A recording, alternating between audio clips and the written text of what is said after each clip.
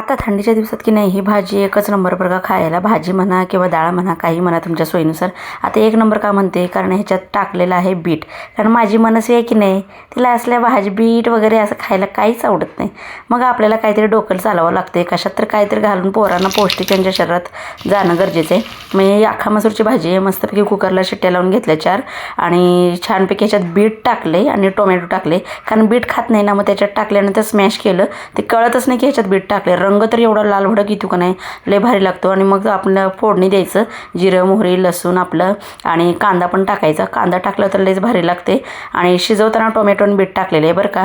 आणि मस्तपैकीचं हळद तिखट मीठ लावून मग टाकून द्यायचं त्याच्यामध्ये. कोथिंबीर पण टाकायची. मनस्वीचं आपलं इथं चाललं होतं मस्त ड्रॉईंग करायची. तिला काही माहीतच नाही ह्याच्यात बीट टाकले मी. आणि मस्तपैकी असं गरम गरम थंडीच्या दिवसात खायला एकच नंबर. अख्खा मसूरची भाजी भातासोबत तर लयच भारी लागते. आणि व्हिडिओ आवडल्यास लाईक आणि सबस्क्राईब करत जावा की हो विसरू नका बरं का.